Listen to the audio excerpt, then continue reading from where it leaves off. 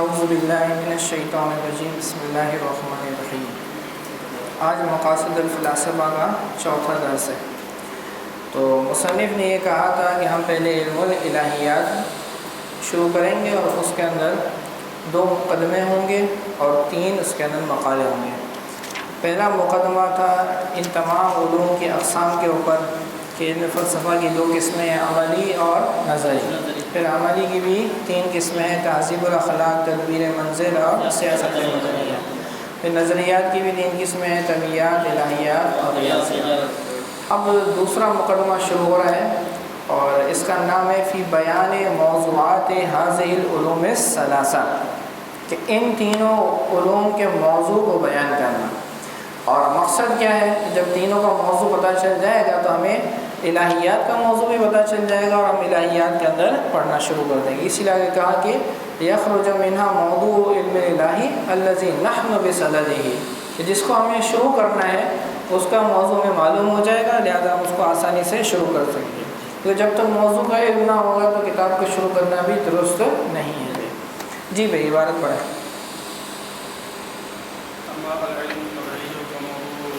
العالم من حيث انها وقعت في الحد والسكون والتغير، لا من حيث مساحتها ومقدارها، ولا من حيث شكلها واستدارتها، ولا من حيث نسبة بعض اجزائها الى بعض، ولا من فرق كونها حيث لا يتعالى. فان النظر في الجسم يمكن في هذه الامور كلها، ولا يظهر التغير فيه الا من حيث تغيره واستحالته فقط. جی یہ اب علم طبیعی کی عبارت میں تھوڑا یہاں پہ غلطی ہے، ذرا آگے نوٹ کریں۔ آگے لکھا ہوا ہے اما ریاضی، اس کی ایک لائن کے بعد لکھا ہوا ہے بل علم طبیعی فروع کثیرۃ کالطب والتلسمات والنارنجات والصحت۔ یہ بھی علم طبیعی کے ساتھ اس کی عبارت ہے، یہ بعد میں لکھ دی گئی ہے۔ جی اب مصنف علیہ الرحمٰن نے یہاں سے علم طبیعی کا موضوع بیان کیا ہے۔ تو علم طبیعی کا موضوع کیا لکھا ہوا آپ کے سامنے؟ اجسام العالم۔ کیا ہے بھائی؟ اجسام العالم، یعنی جس میں کائنات کے اندر جتنے بھی اجسام موجود ہیں، علم طبیعی کا موضوع یہ اجسام بنیں گے۔ لیکن اجسام کے پھر بہت سارے عوارضات ہیں، اور آپ جانتے ہیں کہ کسی بھی علم کا موضوع کوئی ایک عوارض ہوتا ہے۔ تو موضوع کی تعریف کیا ہوتی ہے؟ ما یبحث فیہ عن عوارضہ الذاتیہ۔ تو وہ جو عوارض ہوتے ہیں اس کو مصنف علیہ الرحمہ من حیث سے بیان کرتے ہیں۔ تو اس لیے آگے انہوں نے یہ کہا کہ من حیث انہا وقعت فی الحرکت والسکون والتغیر، کہ اجسام عالم میں حرکت، سکون، تبدیلی اس اعتبار سے گفتگو ہوگی۔ اجسام عالم میں کون کون سی چیزیں شامل ہیں؟ انسان ہے، درخت ہے، پہاڑ ہے، سمندر ہے، پھول پتے وغیرہ، یہ ساری چیزیں اجسام عالم کے اندر شمار ہوتی ہیں۔ ان میں تغیرات کیا کیا آتے ہیں، یہ چیز جو ہے علم طبیعی کا موضوع ہے۔ مثلا بارش کس طرح ہو رہی ہے، انسان جو ہے چھوٹے سے بڑا کیسا ہوتا ہے، اس کو کھانا کیسے ہضم ہوتا ہے، پودوں کے اندر جو ہے وہ پرورش کس طرح ہوتی ہے، وہ خوراک کہاں سے حاصل کرتا ہے، یہ ساری چیزیں علم طبیعیات کا موضوع ہوں گی کہ ان میں جو تغیرات آ رہے ہیں اس کے بارے میں گفتگو ہوگی۔ آگے انہوں نے کہا کہ لا من حیث مساحتها و مقدارها، یہ نفی کیوں لائی جا رہی ہے؟ یہ علم ریاضی کو اس سے دور کرنے کے لیے لائی جا رہی ہے۔ تو غرض جو ہے مصنف یہاں پر یہ ہے تاکہ آپ کو اس کے موضوع کا تعین ہو جائے کہ انسان، درخت، پہاڑ کی مقدار کتنی ہے، اس کی سائز کتنی ہے، اس میں مسافت کتنی ہے، اس قسم کی گفتگو علم طبیعی کے اندر نہیں ہوگی، بلکہ وہ کس میں ہوگی؟ علم ریاضی کے اندر ہوگی بھائی۔ ولا من حیث شکلها و استدارتها، اسی طرح اجسام کی شکل و صورت، ان کا گول ہونا، لمبا ہونا، چوڑا ہونا، تکون ہونا، اس سے بھی گفتگو نہیں ہوگی۔ یہ بھی کس کا موضوع ہے؟ ریاضیات کا موضوع ہے بھی۔ ولا من حیث نسبت بعض اجزائها الی بعض، اور ایک کی نسبت دوسرے کی طرف کیسی ہے، اس اعتبار سے بھی گفتگو نہیں ہوگی۔ یہ در حقیقت علم الالہیات کی نفی کی جا رہی ہے کہ علم الالہیات میں یہ ہوتا ہے کہ بھئی خالق کا مخلوق سے کوئی نہ کوئی ربط ہے، کوئی نہ کوئی نسبت ہے، اس کے بارے میں گفتگو ہوتی ہے۔ اسی طرح اللہ تبارک تعالیٰ کی صفات کا کائنات میں ظہور ہو رہا ہے، اس کی آپس میں کیا ربط ہے، کیا کانٹیکٹ ہے، تو ادھر اجسام کے اس جہت سے گفتگو نہیں ہوگی۔ یہ گفتگو کون سی ہے؟ الہیات کی ہے۔ ولا من حیث کونہا فعل اللہ تعالیٰ، اور نہ ہی اس حیثیت سے یہاں پہ گفتگو ہوگی کہ کائنات میں جو بھی شے اجسام موجود ہیں وہ اللہ کی مخلوقات میں سے، اس اعتبار سے بھی گفتگو نہیں ہوگی۔ تو یہ ساری نفی کس کی آ رہی ہے؟ ریاضیات کی اور الہیات کی نفی آ رہی ہے۔ جی آگے کیا کہتے ہیں؟ فَإِنَّ النَّظْرَ فِي الْجِسْمِ يُمْكِنُ مِنْ هَذِهِ الْوُجُوهِ كُلِّهَا، کہتے ہیں جسم کے تو بہت سارے عوارضات ہیں جو ہم نے سارے بیان کیا کہ اس کی سائز کیا ہے، اس کی مقدار کیا ہے، اس کی شکل کیا ہے، اس کی نسبت کیا ہے، یہ کس طرح صادر ہو رہی ہے، یہ سارے اس کے عوارضات ہیں۔ ہر اعتبار سے گفتگو کی جا سکتی ہے اجسام کے بارے میں، لیکن علم طبیعی والے فقط کس کے بارے میں گفتگو کریں گے؟ تغیرات کے بارے میں گفتگو کریں گے۔ اس لیے آگے کیا کہ وَلَا يَنْظُرُ الطَّبِيُّ فِيهِ إِلَّا مِنْ حَيْثُ تَغَيُّرِهِ وَإِسْتِحَالَتِهِ فقط، کہ علم طبیعی والے فقط اس میں تبدیلی کے بارے میں گفتگو کریں گے۔ استحالہ کا لفظ یہ علم کلام کی کتابوں میں بھی استعمال ہوتا ہے، وہاں پہ محال کے معنی میں آتا ہے، کبھی فلسفے میں بھی آ جاتا ہے محال کے معنی میں، لیکن یہاں مراد ہے استحالہ کا کہ ایک حالت سے دوسری حالت میں تبدیل ہونے کے معنی میں، یہ احالہ۔ اسی طرح آپ نے فقہ کی کتابوں میں بھی یہ لفظ پڑھتے ہیں کہ احالتاً استحالتاً، تو وہاں پر احالہ اور استحالہ بمعنی حوالہ ہوتا ہے کہ فلاں مصنف نے یہ بات لکھی ہے احالتاً علی فلاں نے، یعنی فلاں کتاب کا حوالہ دیا۔ تو دیکھیں ہر موضوع کے اعتبار سے الگ الگ معنی چلے گا اس کا۔ یہاں پر کیا ہے؟ استحالہ معنی ایک حالت سے دوسری حالت میں منتقل ہونا، تو وہی تغیر کا ایک دوسرا نیا لفظ بیان کر دیا۔ خلاصہ بحث یہ ہو گیا کہ علم طبیعی کا موضوع فقط کیا ہے؟ اجسام عالم، اس کے تغیرات کے اعتبار سے۔ اب میں نے کہا کہ یہ آگے والی عبارت بھی اس کے ساتھ ہے جو کہ انہوں نے ریاضی کے ساتھ لکھ دی ہے، تو وہ پڑھیں کیا لکھا؟ وَلِلْعِلْمِ الطَّبِيعِّ فُرُوعٌ كَثِيرَةٌ، علم طبیعی کے پھر بہت ساری فروعات ہیں۔ نمبر 1 طب، طب مانے کیا ہے؟ ہاں ڈاکٹری، یعنی کہ حکمت کہ انسان کے جسم کے اندر تغیرات آتے ہیں صحت اور مرض کے اعتبار سے، تو یہ تغیرات اجسام عالم کی جو گفتگو ہے یہ علم طبیعی کے ضمن کے اندر شامل ہوگی، یعنی ڈاکٹری بھی علم طبیعی کے ضمن میں ہے۔ اس طرح والتلسمات، جی بھائی تلسمات کی تعریف کیا لکھی ہوئی ہے بھائی؟ آسمانی قوتوں کا زمین پر شدت سے اثر کرنا۔ دیکھیں ہمارے یہاں تو تلسم جو ہے وہ جادو کے ضمن والی بات آتی ہے نا، وہ جادو کا تذکرہ بھی آگے آ رہا ہے۔ اصل میں جادو ہو یا تلسمات ہو، یہ دونوں کا اثر انسانی اجسام کے اوپر ہوتا ہے یا کائنات کی چیزوں پر ہوتا ہے۔ تو ان چیزوں کا جو بھی زمینی اثر آ رہا ہے، یعنی کہ جادو کا انسان کے جسم پر ہو رہا ہے، یا تلسمات مانے کیا؟ آسمانی قوت۔ اب آسمانی قوت کیا ہو سکتی ہے؟ یہ جنات بھی ہو سکتے ہیں، فرشتے بھی ہو سکتے ہیں، یا جو شدت کی بارش بھی ہو سکتی ہے، یہ ساری چیزیں یہ تلسمات کے اندر شامل ہوتی ہیں۔ تو جادو اور تلسمات میں صرف تھوڑا سا فرق ہوتا ہے، وہ یہ ہوتا ہے کہ بھائی تلسمات کو توڑنا تھوڑا مشکل کام ہوتا ہے اور جادو کو توڑنا اتنا مشکل کام نہیں ہوتا، یعنی تلسم میں جو ہے پاور زیادہ ہوتی ہے اور جادو کے اندر قوت تھوڑی کم ہوتی ہے، لیکن دونوں کے تغیر جسم کے اوپر تغیرات آ جاتے ہیں۔ مثلا جادو کے ذریعے جو ہے انسان کے جو ہے بولنے کی بندش کر دی جاتی ہے، اس کو چلنے سے روک دیا جاتا ہے، اس کی صحت خراب کر دی جاتی ہے۔ اس طرح درختوں کے اوپر یا پہاڑوں کے اوپر سمندروں پہ جادو کر دیا جاتا ہے، جس کی وجہ سے اس کے روانی اس کے پھل نکلنا بند ہو جاتے ہیں۔ تو یہ ساری قوتیں جادو کے ذریعے بھی ہوتی ہیں اور تلسمات کے ذریعے بھی ہوتی ہیں، بس اس کی قوت اور ذوق کا تھوڑا فرق ہوتا ہے۔ یہ اب ایک اس جادوئی اعتبار سے گفتگو ہے۔ وہ کہتے ہیں بھائی زمین سے لے کے آسمان تک جو ہے ان کے نزدیک جو ہے 39 درجے ہوتے ہیں، اور جو 13 نیچے والے درجے ہوتے ہیں اس کو کہتے ہیں سفلی درجے۔ اس کو کالے علم کو سفلی علم کہتے ہیں نا بھائی، اس کو ہم سفلی کرتے ہیں، سب تو سفلی تلفظ ہوتا ہے۔ اس کے علاوہ جو ہے جو 26 جو درجے ہوتے ہیں وہ آسمانی درجے ہوتے ہیں، وہ علم اعلیٰ ہوتے ہیں۔ تو یہ جو 13 درجے ہوتے ہیں یہ نیچے ہوتے ہیں، اور اس میں کالے جادو، بری چیزیں، تلسمات وغیرہ ساری چیزیں ہوتی ہیں۔ اور جو روحانیت کے درجات ہوتے ہیں اس میں اس 13 درجوں کو پار کر کے پھر 14ویں درجے تک انسان پہنچ جاتا ہے تو اس کو روحانیت کا پہلا درجہ کہتے ہیں. یعنی اس کو ان 13 درجوں کے اندر کسی بھی قسم کی قوت استعمال کرنے کی اجازت نہیں ہوتی، ورنہ وہ شیطانی قوت ہے ساری.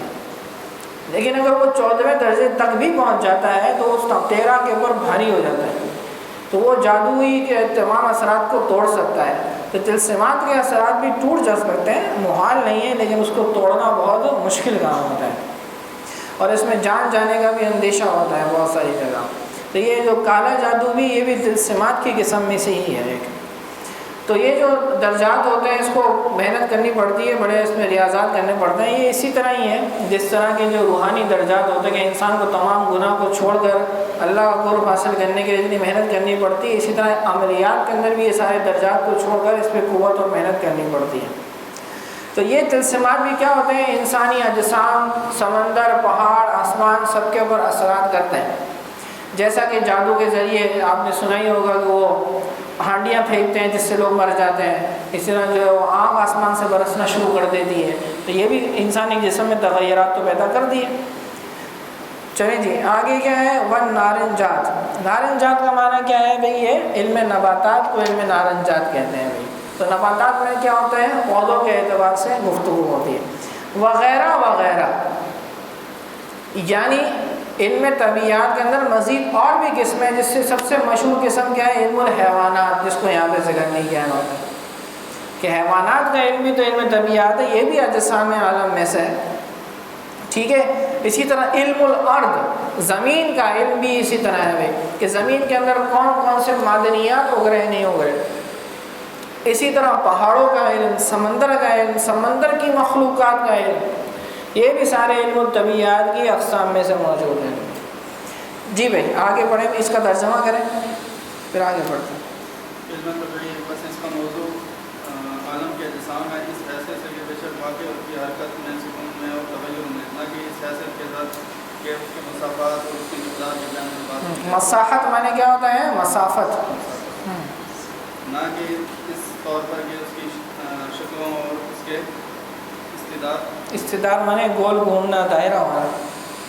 اس شکل کی ایک مثال دے دی انہوں نے کہ اس کی شکل اور اس کے گول ہونے کے اعتبار سے، اور نہ ہی اس اعتبار سے کہ ان کے اجزاء بعض اجزاء کی نسبت بعض کی طرف کی جائے، نہ ہی اس طور پر کہ اللہ تبارک و تعالیٰ کے فعل کا ہونا.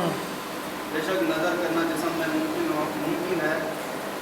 ان تمام وجوہات سے جسم میں غور و فکر کیا جا سکتا ہے، لیکن نظر طبعی اس میں صرف تغیر کے اعتبار سے ہے. ہاں، لیکن علم طبیعی والے فقط اس میں تغیر اور ایک حالت سے دوسری حالت میں منتقل ہونے کے اعتبار سے ہی گفتگو کرتے ہیں.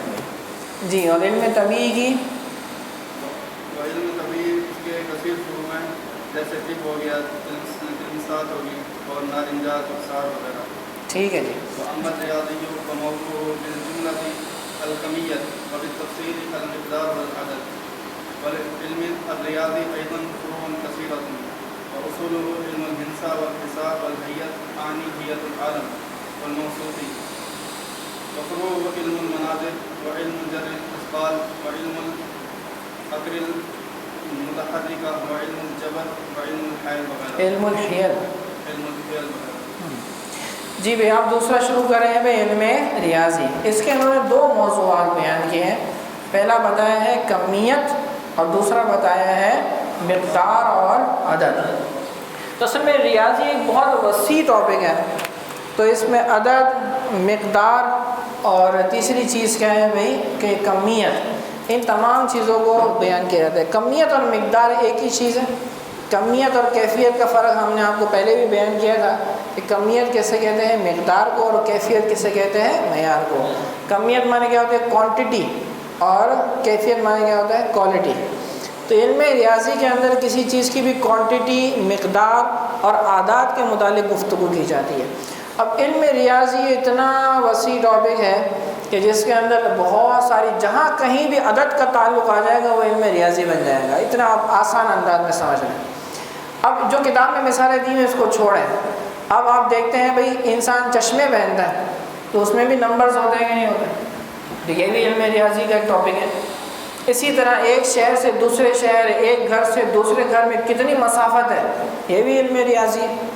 اسی طرح بلڈنگ بنانی ہے تو کتنے کمرے بنیں گے، اس میں کتنے جو ہے دیوار اونچی ہوگی، چھت کتنی اونچی ہوگی، اس کی مقدار کتنی ہوگی، یہ بھی ایک علم ریاضی ہے۔ جی اور ہاں بھائی کتاب جو ہے کتنے دنوں میں ختم ہوگی، اس میں کتنے صفحات ہیں، کتنے ٹائم کا پیریڈ ہوگا، یہ بھی علم ریاضی ہے۔ یعنی علم ریاضی کی تو آپ تعداد اتنی طویل ہے کہ اس کے یہ ایک حقائق میں سے حقیقت علم ہے، اس کا کوئی انکار بھی نہیں کر سکتا، اور اس کی تفصیل بہت ساری ہے۔ اب انہوں نے چند اس کی مثالیں بیان کر دی ہیں بھی۔ وَلِلْعِلْمِ الرِّيَاضِيَّةِ أَيْضًا فُرُوعٌ كَثِيرَةٌ، بہت ساری فروعات ہیں، لیکن اس کی بنیادی جو ہے کس میں بڑی کون سی؟ علم الہندسہ۔ علم الہندسہ کیا ہوتا ہے؟ اعداد اور گراف، یہ تو میں نے شارٹ کٹ میں لکھا ہے نا۔ علم الہندسہ تو در حقیقت یہ انجینئرنگ کا علم ہے، ٹھیک ہے۔ تو اس میں کیا ہوتا ہے کہ گراف کو ہوتا ہے، گراف کی 3 سائڈ ہوتی ہے نا، ایکس، وائی اور زیڈ۔ تو اس میں اعداد اور حساب کا اس اعتبار سے گفتگو ہوتی ہے کہ یہ عمارت کس طرح بنائی جائے گی، یہ کنواں کس طرح کھودا جائے گا۔ تو انجینئرنگ میں یہ ساری چیزیں ہوتی ہیں، یہ علم الہندسہ کا ٹاپک ہوتا ہے ہمیں۔ تو دیکھیں یہ ہماری یہ چیز ہے نا، اس میں 3 اینگل ہوتے ہیں، ایک یوں، ایک یوں اور ایک یوں۔ تو گراف کے اندر بھی 3 ہوتا ہے، ایکس، وائی اور زیڈ، اس طرح یہ 3 اینگلس ہوتے ہیں بھائی۔ جی آگے دوسرا کیا ہے؟ علم الحساب، یہ تو سب جانتے ہیں، میتھمیٹکس جس کو بولتے ہیں، اس میں پلس مائنس ملٹیپلائی ڈیوائڈ، اس نے میں نے کہا جمع تفریق وغیرہ، یہ سب اس کے اندر شامل ہے، یہ تو ہر چیز کی بنیادی ضرورت ہے۔ اور علم الحیات، آنی کیا لکھا ہوا ہے؟ حیات العالم۔ علم الحیات کے اندر کیا ہوگا؟ مثلث، مربع، مستطیل۔ لیکن یہ سمجھانے سے مقصد کیا ہوتا ہے؟ عالم کی حیات کے بارے میں گفتگو کرنا، کہ زمین گول ہے تو اس کا وسط کیا ہوگا، اس کے اندر کتنے دائرے بنیں گے، کون سا طول البلد ہوگا، کون سا عرض البلد ہوگا، یہ ساری گفتگو علم الحیات کے اندر آتی ہے۔ جی آگے علم الموسیقہ، اس کو ہم موسیقی کہتے ہیں بھائی۔ تو علم الموسیقی بھی جو ہے یہ علم الریاضی کی ایک قسم ہے، اور اس کے اندر بھی کیا ہے، موسیقات کی جو ہے وہ دھنیں ہوتی ہیں، اور اس کے اندر بھی اعداد کا جو ہے تذکرہ ہوتا ہے کہ یہ دھن اس لیول کی، اس لیول کی، اس اعتبار سے اس کو بھی علم ریاضی کے اندر شامل کرتے ہیں۔ البتہ اس کو جو ہے ہم پڑھاتے نہیں ہیں کیونکہ یہ اس کا ممانعت کی بنا پر بھی۔ آگے فروع علم المناظر، علم المناظر کسے کہتے ہیں؟ ہاں نظر اور اس کے متعلقات۔ علم المناظر میں ہماری آنکھوں سے متعلق گفتگو ہوتی ہے، ہماری آنکھوں میں لینس ہے، جس طرح ابھی یہ ویڈیو بن رہی ہے، یہ بھی علم المناظر کی ہی جو ہے، کتاب المناظر کتاب بہت مشہور ہے ابن الحسن کی، اسی نے تو کیمرہ ایجاد کرنے کے لیے بہت ساری تحقیقات کی تھی، اور چیزوں کو محفوظ کرنے کے لیے، تو مناظر کو محفوظ کرنے کے لیے اس نے کیمرہ وغیرہ چاہیے، پہلے تو ہاتھوں سے تصویریں بنائی جاتی تھی، تو اس علم المناظر کے لیے آنکھوں میں لینس چاہیے، اس کا کتنا لینس، آج کل بھی موبائل کے لینس کے بارے میں گفتگو ہوتی ہے کہ کون سا ہے پکسل ہے، اس کا کیا گفتگو ہوتی ہے کہ ہاں کتنا میگا پکسل کیمرہ ہے، یہ بھی لینس کے بارے میں گفتگو ہو رہی ہے، تو اس کے اندر نمبرنگ آتی ہے نا بھائی، یہ بھی نمبر کے اعتبار سے گفتگو ہوتی ہے۔ اس طرح انسان کی آنکھوں کے اندر اللہ پاک نے ایسے مناظر کی قوت اور لینس لگایا ہے کہ آپ نے دیکھا ہوگا کہ لائٹ جب چلی جاتی ہے تو بالکل کچھ نظر نہیں آتا، لیکن تھوڑی دیر کے بعد نظر آنا شروع ہو جاتا ہے، کیونکہ وہ ہمارے آئے کا لینس جو ہے نا وہ ابھی پھیلا ہوا ہوتا ہے، پھر جب اندھیرا ہو جاتا ہے وہ سکڑ جاتا ہے۔ تو آج کل اس طرح کی سائنسی تحقیقات بھی چل رہی ہیں کہ موبائل کے کیمرے کا لینس بھی ایسا ہی بنایا جائے کہ روشنی میں وہ پھیل جائے اور اندھیرے میں سکڑ جائے، یہ تو قدرتی ہماری آنکھوں میں لگا ہوا ہے۔ تو یہ چیز کیا ہے، کوئی چیز قریب نظر آ رہی ہے، دور نظر آ رہی ہے، یہ سارے آنکھوں کے معاملات جتنے بھی ہیں وہ علم المناظر کہلاتے ہیں، اور ابن الحسن کا اس کے اندر بہت بڑا کردار ہے۔ پھر علم و جر اثقال، جی علم و جر معنی کیا ہوتا ہے؟ کھینچنا، اثقال معنی کیا ہے؟ بھاری اشیاء، یعنی بھاری اشیاء کو آسانی سے کس طرح کھینچا جائے، کس طرح اٹھایا جائے، اس کو کہتے ہیں علم و جر الاثقال۔ پرانی مثالیں کے چھوڑ کر نئی مثال دیتے ہیں، آج کل ویٹ لفٹنگ کے بڑے بڑے ہوتے ہیں، ٹورنامنٹ ہوتا ہے، تو اس میں اتنا بھاری بھاری وزن ہوتا ہے، وہ اس کو اٹھاتے ہیں، تو اس کی ٹیکنیکس ہوتی ہیں کہ پہلے کس طرح اٹھانا ہے، پھر کندھے پہ اٹھانا ہے، یہ پوری ٹیکنیک کے ذریعے اٹھاتے ہیں، اتنی آسانی سے اٹھایا نہیں جا سکتا اس کو۔ تو اب آپ خود ہی دیکھ لیں کہ ایک انسان ہے، اس کا وزن جو ہے اگر 80 کلو ہے تو آدمی اس کو آسانی سے اٹھا لیتا ہے، لیکن اگر 80 کلو کا آپ کے ہاتھ میں سامان دے دیا جائے آپ نہیں اٹھا سکتے. کیوں؟ انسان کی جسمانی حیت ایسی ہے کہ اس کو آسانی سے اٹھایا جا سکتا ہے. تو وہ کیا ہے، یہ ایسا علم ہوتا ہے جس میں بھاری چیزوں کو آسانی سے اٹھانے کا طریقہ سکھایا جاتا ہے. پرانے زمانے میں بھی کیا ہوتا تھا کہ وہ بیل کے پیچھے گاڑی لگا دی جاتی تھی. اس طرح کشتیاں ہیں، وہ بھی بڑے بڑے سامان کو اٹھا رہے ہیں. ایک بڑا بڑا کنٹینر ہمیں کتنا بھاری لگتا ہے، لیکن ایک کشتی کے اندر جو ہزار کنٹینر پڑے ہوتے ہیں وہ آسانی سے اس کو اٹھا کر لے جاتی ہے. تو اسے کہتے ہیں علم جر الاثقال. تو یہ بھی جو ہے میتھمیٹکس کے ذریعے ہوتا ہے کہ کس کا کتنا وزن ہے، بایونسی وغیرہ کے معاملات ہوتے ہیں اس کے اندر. آگے وہ علم الاقر المتحرکہ، کہ اقر یہ قرا کی جمع ہے اقر، کہ اس کو ہم کہیں گے پہیے کا علم. یہ ایک بہت بڑی ایجاد ہے پہیا، کہ جو پہیا گول گول گھوم رہا ہے اس کے ذریعے ہی ساری چیزیں آسانی سے ہو جاتی ہیں. مجھے آپ دیکھیں آپ کی بائک چل رہی ہے، یہ پنکھا چل رہا ہے، اس طرح گاڑی چل رہی ہے، یہ ساری چیزیں کیا ہیں، یہ پہیے کے اوپر اس کا دار و مدار ہے. اور علم الجر الاثقال کے اندر پہیے کا بھی بہت بڑا عمل دخل ہے، کیونکہ اگر یہ پہیہ جب ایجاد ہوا تو بہت ساری سامان کی چیزیں اٹھانے میں آسانی ہو گئی، کہ پہیے کے ذریعے جو ہے آسانی سے اس کو آپ اٹھایا جا سکتا ہے، لے جایا جا سکتا ہے. تو یہ پہیے کے متعلق ساری گفتگو اس کے اندر ہوتی ہے. جی ہاں، بجلی بھی اسی طرح سے بنتی ہے. علم الجبر، یہ آپ سب نے پڑھا ہوگا، اگر اسکول پڑھی ہے تو الجبرا کے نام سے مشہور ہے بھائی. ٹھیک ہے نا بھائی، وہ سمجھ نہیں آتا اس میں کیا ہو رہا ہوتا ہے.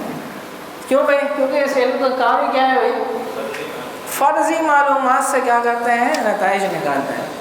ٹھیک ہے، وہ ایکس اور وائی والا سلسلہ چلتا رہتا ہے، x plus y whole square s square plus 2ab plus y square, اتنا سارے فارمولے بنے ہوئے ہیں اس کے.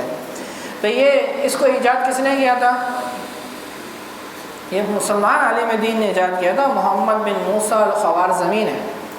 تو اس کا نام تھا علم الجبر والمقابلہ، یہ اس علم کا نام ہے، جس کو انگریزوں نے کیا کر دیا، الجبرا. ٹھیک ہے، یہ اصل میں الف لام ہے، الجبر والمقابلہ، اس کو انہوں نے الجبرا کا نام دے دیا. تو اس میں فرضی چیزوں کے ذریعے نتائج حاصل کیا جاتا ہے. آپ دیکھیں یہ بہت بڑی ایجاد ہے جس میں فرضی گنتیوں کے ذریعے نتیجہ حاصل کیا جاتا ہے. اور علم الجبر والمقابلے کا بہت سارا کام جو ہے وہ انجینئرنگ کے اندر بھی ہوتا ہے. یہ علم الہندسہ کی ایک قسم کے اندر شامل ہوتا ہے. اسی طرح آپ نے سنا ہوگا ٹریگنومیٹری ہے، اور وہ لوگیرتھم ہے، میٹریسز ہیں. ان سب کا کام جو ہے علم توقیت کے اندر بھی استعمال ہوتا ہے. آگے آ رہا ہے علم الحیل. جی بھائی، ہیلوں کا علم، یہ فقہ والے ہیلے نہیں ہیں. ٹھیک ہے جی، یہ میتھمیٹکس والے ہیلے. کیا کام ہے بھائی؟ ہاں، مشکل کاموں کو جلد انجام دینے کے طریقے. یعنی اس میں کیا ہوتا ہے کہ مشینز بنانے کا. جی ہاں، یہ بتا رہا ہوں کہ مشین کی تعریف یہ ہوتی ہے کہ کوئی بھی مشکل کام کو آسانی سے حل کر دیا جائے. جیسے کیلکولیٹر کی مثال یہ دے رہے ہیں کہ اس میں حساب کتاب کیا ہو جاتا ہے، آسانی سے حل ہو جاتا ہے. اسی طرح ہم نے جو ہے بڑی بڑی جو ہے مشینیں ایجاد کر لی گئی فیکٹریوں کے اندر، کہ پہلے 1000 بندے وہ کام کرتے تھے، اب 2 بندے کو چلا کے 1000 بندوں کا کام کر لیتے ہیں. تو یہ مشینوں کا ایجاد کا جو علم ہوتا ہے اسے کہتے ہیں علم الحیل. یعنی یہ ہیلا ہے نا کہ ہم کم وقت میں زیادہ کام لے رہے ہیں اور کم محنت سے زیادہ نتیجہ حاصل کرتے ہیں، اس کو کہتے ہیں علم الحیل. تو ان مشینوں کا جتنا بھی علم ہے وہ اسی طرح کا علم کہلاتا ہے. تو یہ ساری کیا ہے علم ریاضی کی طبقات میں، اور چند مثالیں انہوں نے بیان کر دی. اس کے علاوہ میں نے آپ کو بتایا کہ جیومیٹری ہے، اسی طرح ٹریگنومیٹری ہے، اور یہ جتنا ہم نے پڑھا یہ لوگیرتھم، میٹریسز، یہ بھی سارے کیا ہیں علم ریاضی کی اقسام میں سے ہیں. جی ترجمہ کریں اس کا. اور ریاضی اس کا موضوع جملہ کمیت ہے اور تفصیل مقدار اور عدد کو بیان کرنا ہے. اور علم ریاضی کی کثیر مفروعات ہیں اور اس کے اصول، اس کی بنیادی اقسام یہ ہیں. اصول مانے یہاں پہ بنیادی بڑی بڑی قسمیں. بنیادی قسمیں جو ہیں اس میں سے علم الہندسہ ہے اور حساب ہے اور حیت ہے، یعنی حیت عالم، اور اس میں سے موسیقی بھی ہے. اور اس میں سے اس کی فروعات علم المناظر ہو گیا، اور علم جر الاثقال ہو گیا، اور جبرا کا علم ہو گیا، اور الجبرا کا علم، اور حیل کا علم ہو گیا. جی آگے جی عبارت پڑھیں. وَأَمَّا الْعِلْمُ الْإِلَٰهِي فَمَوْضُوعُهُ عَامُّ الْأُمُورِ وَهُوَ الْوُجُودُ الْمُطْلَقُ والمطلوب فيه ظواهر الوجود لذاته من حيث إنه وجود فقط ككونه جوهرا وعقلا وكليا وجزئيا وواحدا وكثيرا وعلة ومعلولا وبالقوة وبالفعل وموافقا ومخالفا وواجبا وممكنا وأمثاله، فإن هذه تلحق الوجود من حيث إنه وجود لا كالمثلثة والمربعة، فإنها تلحق الوجود بعد أن يصير مقدارا، ولا كالزوجية والفردية إذ تلحقه بعد أن يصير عددا، ولا كالبياض والسواد إذ يلحقه بعد أن يصير جسما طبيعيا. چلیں یہ اب علم الہی شروع کیا ہے اور کہا کہ اس کا موضوع جو ہے وہ سب سے عام ہے، عام الامور ہے، یعنی علم الہی کے اندر ہم ریاضیات اور طبیعیات سے ہٹ کر اس سے بھی پہلے جو لیول ہوتا ہے اس پہ گفتگو کریں گے، جس کو انہوں نے کیا تعبیر کیا ہے، وَهُوَ الْوُجُودُ الْمُطْلَقُ۔ جی بھائی، اب علم الہیات کے اندر جو ہے 2-3 قسم کے اقوال ہیں کہ اس کا موضوع کون ہے۔ بعض تو یہ کہتے ہیں کہ اس کا صرف موضوع کون ہے، بھائی مبدع عالم ہے، اللہ تبارک تعالیٰ کی ذات ہے۔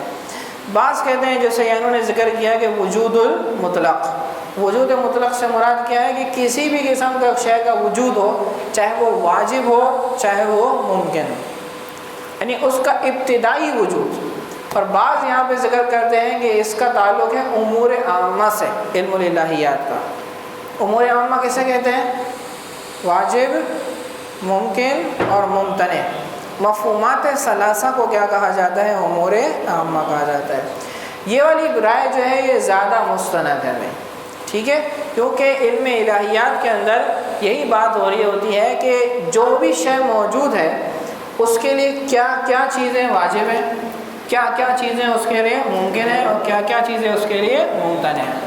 جیسا کہ آپ علم الکلام کے اندر پڑھتے آتے ہیں کہ سب سے پہلے الہیات میں اللہ تعالیٰ کی ذات کے بارے میں گفتگو ہوتی ہے تو ادھر ذکر کیا جاتا ہے کہ اس کے لیے وجود ضروری ہے، اس کے لیے وحدانیت ضروری ہے، اس کے لیے جو ہے علم، حیات، قدرت، سماع، بصر، کلام، یہ ساری صفات واجب ہیں۔ پھر گفتگو ہوتی ہے کہ کون سی صفات اس کے لیے محال ہے، تو وہ جوہر نہیں ہے، وہ عرض نہیں ہے، اس کے لیے زمان نہیں ہے، مکان نہیں ہے، سارے ممتنعات آتے ہیں۔ پھر اس کے بعد شروع ہوتی ہیں ممکنات کے اندر، تو وہ چاہے تو کسی کو معاف کرے چاہے تو نہ کرے، اس کی مرضی ہے احکام نازل کرے نہ کرے، اس کی مرضی ہے ثواب دے یا نہ دے۔ پھر یہ ساری باتیں کیا آتی ہیں؟ ممکنات کے بارے میں گفتگو ہوتی ہے۔ تو یہ چیز جو ہے صحیح ہے زیادہ کہ اس میں وسیع ہو جائے گا، کوئی بھی وجود ہو اس کے لیے کیا چیز ممکن ہے، کیا چیز محال ہے اور کیا چیز ممتنع ہے۔ اس طرح پھر نبوات آتے ہیں تو وہاں بھی یہی بات گفتگو ہوتی ہے کہ نبی کے لیے کیا چیز واجب ہے، کیا چیز محال ہے وغیرہ، جیسے کہ اس کے لیے گناہ محال ہے اور اس کے لیے تبلیغ واجب ہے وغیرہ۔ اسی طرح جب انسان کی بات آتی ہے تو پھر یہاں پہ گفتگو شروع ہوگی کہ انسان کے لیے کیا چیز ممکنات میں سے ہے، کیا چیز ضروری ہے، کیا چیز محال میں سے۔ تو ضروریات واجبات میں سے کیا ہے کہ وہ مخلوقات میں سے ہو، ممکنات میں سے ہے کہ وہ اعمال کرے، اور ممتنعات میں سے ہے کہ وہ موجود ہے اور معدوم نہیں ہو سکتا۔ اس قسم کی گفتگو چلتی ہے۔ تو یہ بات زیادہ واضح رہے گی کہ جس کے ہم یہ کہیں کہ یہ واجب، ممکن اور ممتنع امور عامہ اس کا موضوع بنایا جائے۔